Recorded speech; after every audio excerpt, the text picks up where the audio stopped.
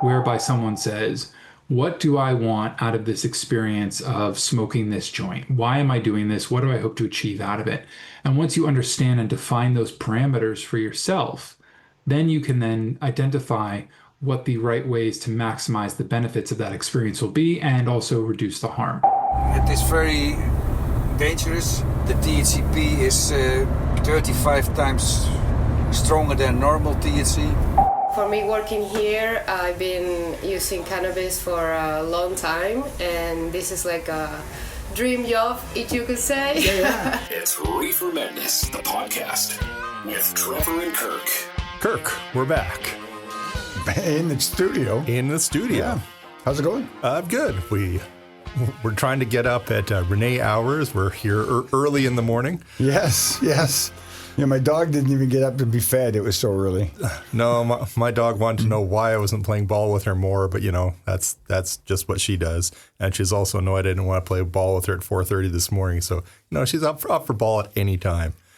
We are back in Spain on this one.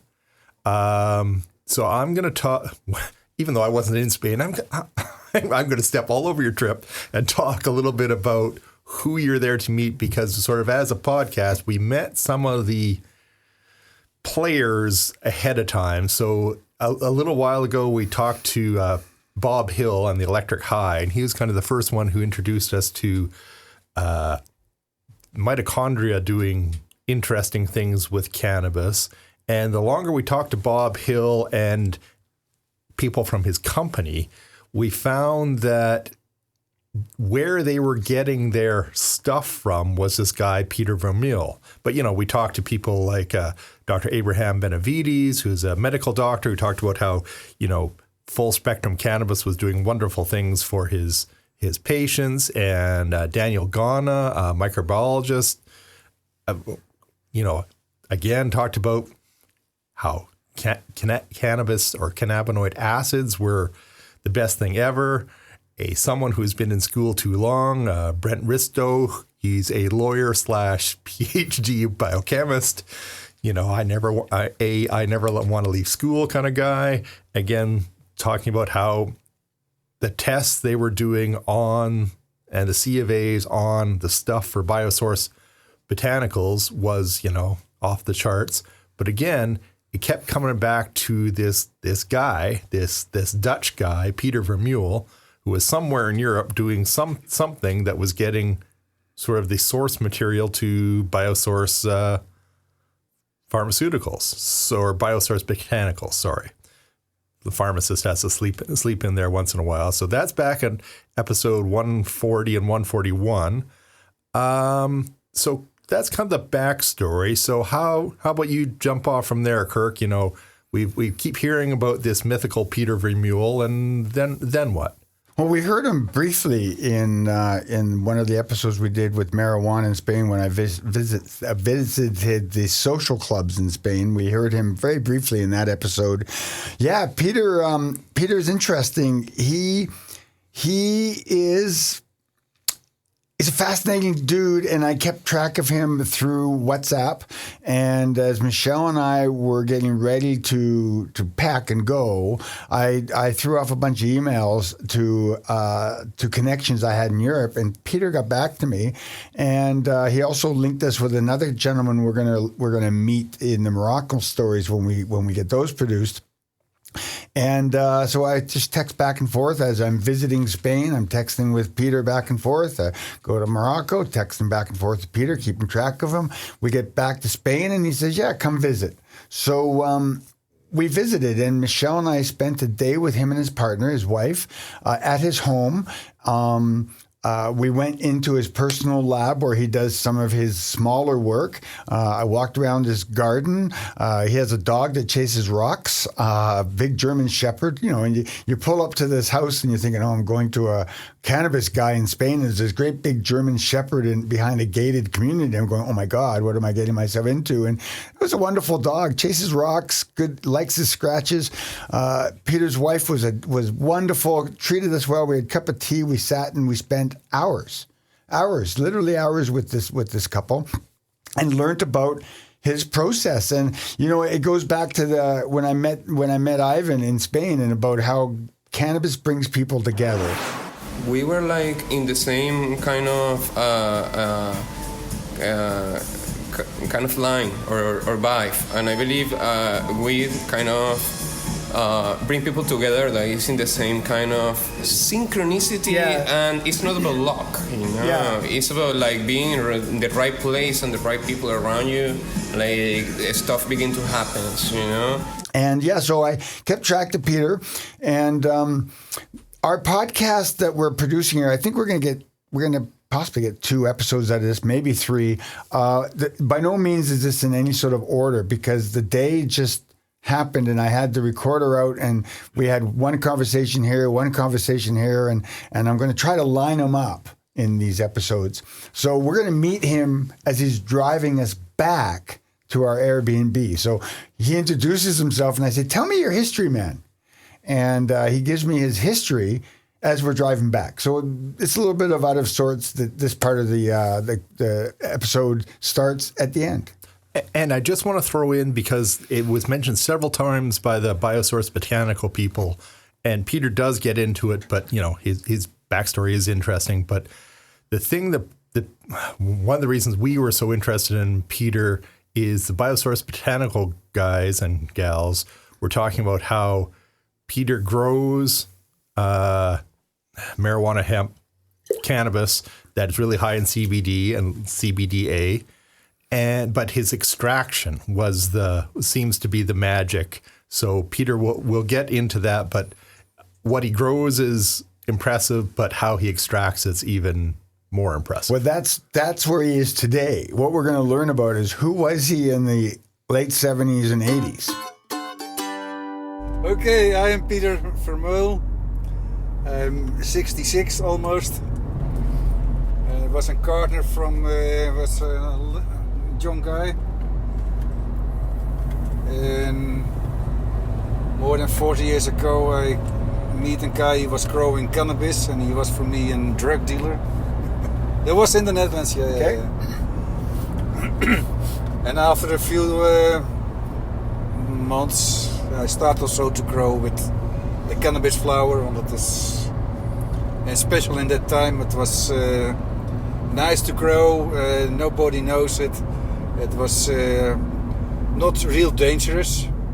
With dangerous I mean nobody knows exactly what cannabis was.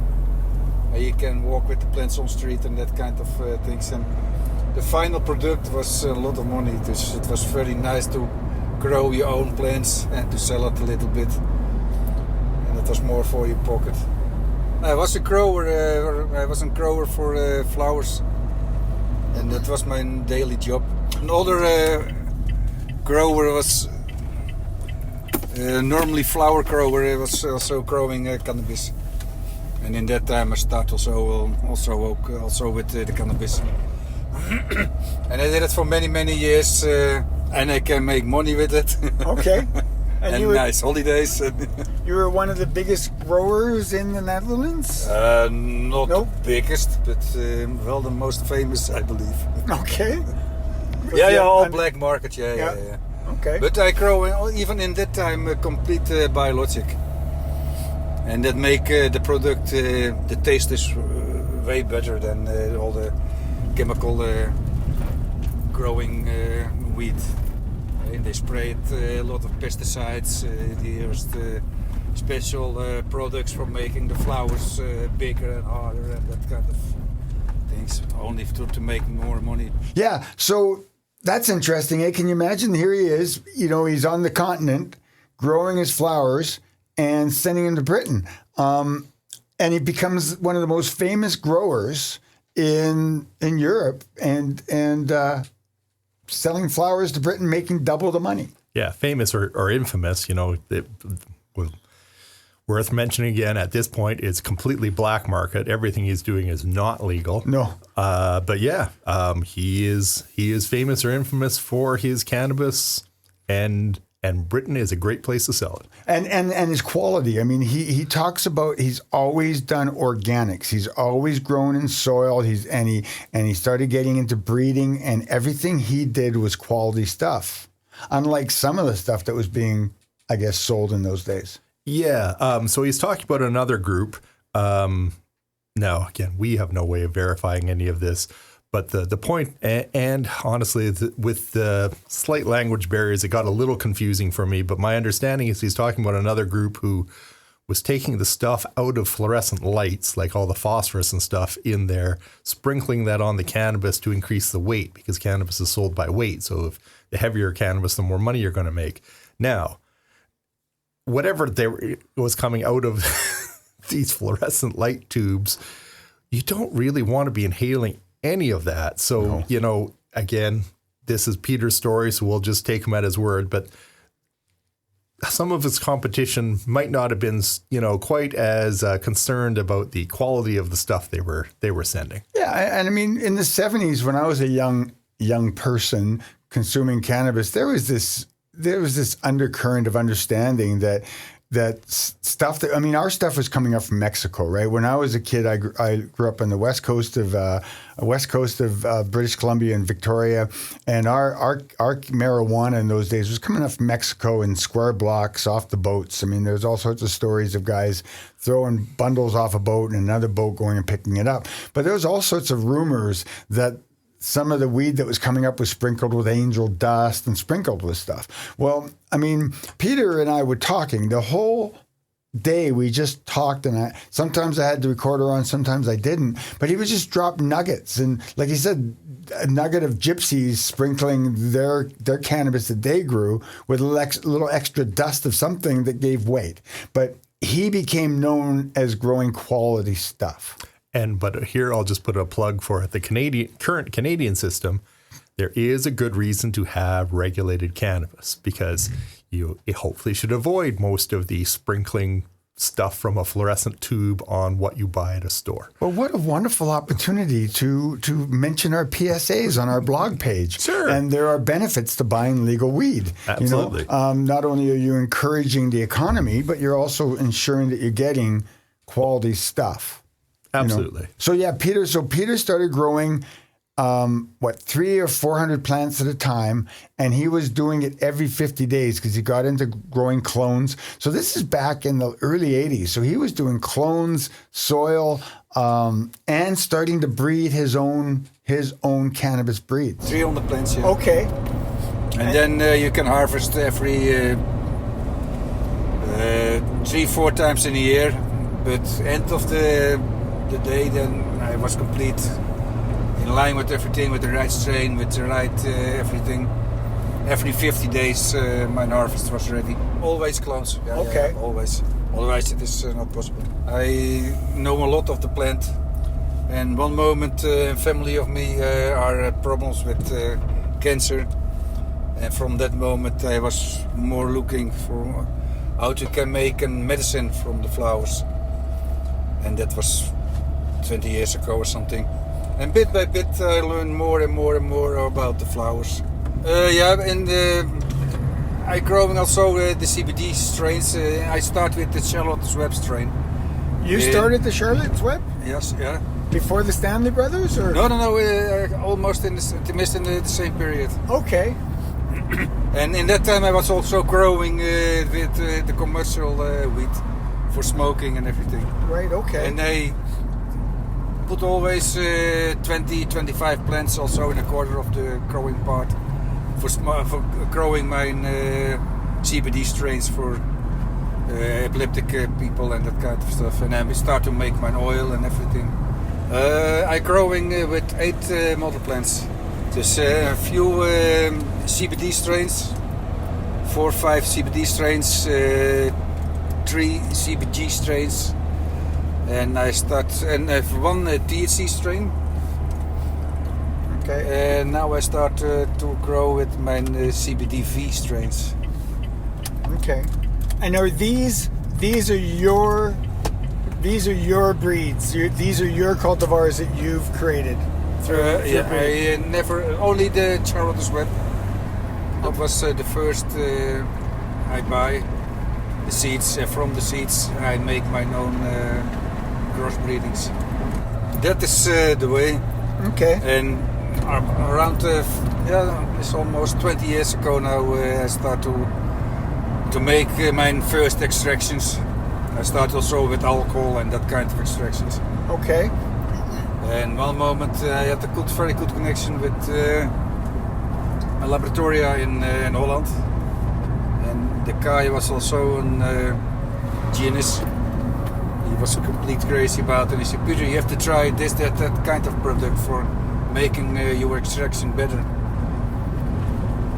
And he sent me a few samples, and after that I start to make an extraction with that product. And from that moment I make only extraction with that product. And that is part of my extraction method. So we've mentioned this on previous podcasts, and so have other guests. There's still a lot of confusion out there what an acid form of a cannabinoid is. So we'll do the quick science break. So everyone's heard of THC. When you smoke a joint, it's the THC that makes you feel high.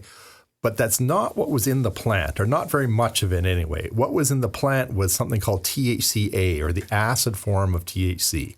And it's the same with the rest of the cannabinoids. It's CBDA, THCVA, CBGA. Those are what's mostly in the plant. There is some small amount of non-acid forms in the plant, but it's mostly the acid forms. And then when you heat it, say by cooking with it or smoking it, that's what decarboxylates it and turns it into the non-acid form. And Peter and others, including the guys from Biosource Botanicals, are big proponents of the acid form of the cannabinoids having a lot of medicinal properties, medicinal power, Peter likes to say. And true or not, the point that everybody agrees on is it's hard to stabilize the acid form after you've taken it out of the plant. Like it seems to want to quote unquote degrade into the non-acid form. It wants to decarboxylate on its own with time and heat and UV light and. We've even interviewed people in the past that, they literally invented a chemical process to stabilize the acid form.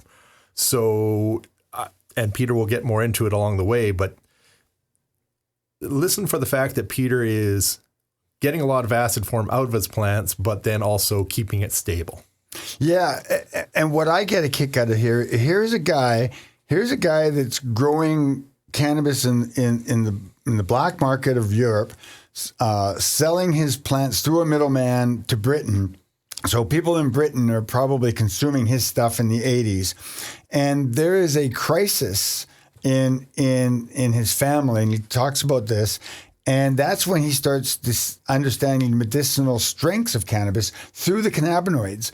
And he starts breeding his own strains of cannabis.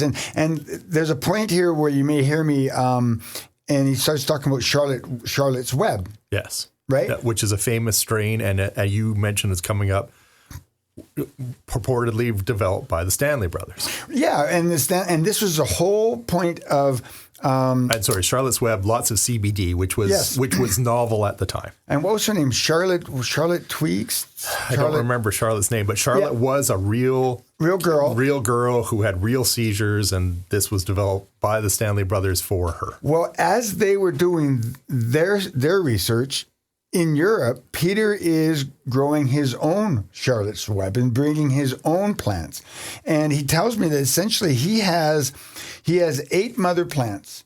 And from those 8 mother plants, he has his CBD strains, he has his CBG strains, and CBG is considered the mother of all cannabinoids. All cannabinoids start as CBG, right. And we've talked about CBG in our podcast before as the bubble wrap for your brain, bubble bath for your brain. And so this man is now. Yeah, and this happens about, I think, the 90s, or I'm not quite sure the time when he starts looking at cannabis differently and starts looking at cannabis as medicine and starts breeding his own strains so that he can help family and then gets into the businesses he's into now. Peter's medicine. That is, that's the real medicinal power from the whole plant. Okay. And of course, for smoking, you need to decarboxylate your product. Okay. When you want to smoke recreational, then you have to decarboxylate your product, otherwise you become stoned. Right. But even the product, the final THC product I make, and I heat it up a little bit more for a longer period, then the THCA is also decarboxylate for 40-50%. And when you make a joint of that product, they become stoned like like yours. Yeah. Okay. even the most heavy smokers, and they passed my place and they start to smoke what I smoke, the pure paste. They are complete crazy after that. They cannot handle it. Okay. And it is not a THC level. Most of the time, you become stoned not from the THC level, but from the terpenes. Okay. When you have a lot of terpenes inside your product, and also a little bit, it depends which kind, that make you stoned like a canary. Okay. Other nice thing is the extract I make from, don't matter which plant. It is stable for 10 years or whatever, I don't know exactly. Right. My oldest extract is from 2016 until now. It's almost 9 years old, and it is exactly the same from the beginning. And when I retested in the time, it is always the same. And The best medicine is the fresh plant on the field. Only the amounts you need to take maybe 300 gram a day from fresh flowers to make the same amount of product than in my bottle. For example, 700 gram of extract is minimum 10 kilo of flowers. but when did you figure out that the raw form, the acid form, was the real medicine? From Raphael Michelin, for example, he told me, Peter, the acid form, that is important, that is the way, only he cannot stabilize it. And that was for me to try to make an extract exactly what the plant makes. I want to keep it complete in safe. That the whole extraction, the whole product in the flower is exactly as in the flower as in the bottle. And for me that was, from the beginning was clear, it was no problem for me. But after 4 or 5 years I discovered it was not for everybody the same. I was the only one discovered the way to keep it completely intact. Most of the time, almost all the companies they make from the CBD A and the THCA in the flower, and they bring it in the bottle. Then the THCA is gone, it is become THC. The CBDA is gone, it is CBD. The terpenes are not there. And later also I discover also the flavonoids. And the flavonoids, special the canflavin, is in the leaves, not in the flower. And the extraction way I have discovered, you can extract also the leaves. And when I make an extraction from the leaves, even the chlorophyll stays still in the leaves.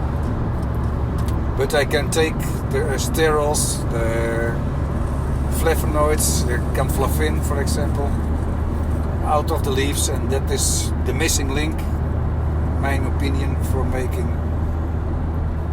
the extraction including the acids, make it 10 times better than all the other distillates or isolates or even the full spectrum or RSO extraction. Well, you were showing us pictures of those beautiful flower buds that were empty, right? You're showing those pictures, so that's part of your extraction. Is that you are taking the essence, the cannabinoids, the phenabinoids, the terpenes out of that flower, leaving the flower whole. Yeah. It looks beautiful. Yeah, but there's nothing in it. And there is complete nothing inside. And that is the part of the trick. And it is a very, very long process. It is not in 8 hours or whatever. No, okay. So that is. no, I know. And everybody, when you make money, time is money. Yeah. But even on this moment, when you want to buy extract here in Europe, you pay maybe 250, 300 euro for 1 kilo. Pure extract. Kind of full spectrum distillate. But right. Everybody say it is full spectrum, it is bullshit. But even on this moment, I start with 10,000 euro the kilo. And when you have buyers and I tell my price, they say you are crazy. I say, yeah, I'm crazy, I know. But you have to buy, or you can go to another shop and you can buy crap, and that is more expensive than my stuff. When you mix it up, the final product is similar in price than the other crap they sell. Okay, so yeah, I think this is a good place to stop. We've met Peter. He's driving us back to the Airbnb. We've had a wonderful day. I'd like to take the next part of this conversation into his lab. Sounds good. So let's remind everybody, who are you? Oh, I'm Kirk Nyquist. I'm the registered nurse. I'm Trevor Schufeld. I'm the pharmacist. This has been a good intro to Peter. I hope everybody is excited as I am to hear more about what's going on in the lab. Check out the complete library of Reefer Medness episodes at reefermed.ca. And make sure to follow us on all the socials for bonus info on what Trevor and Kirk are up to.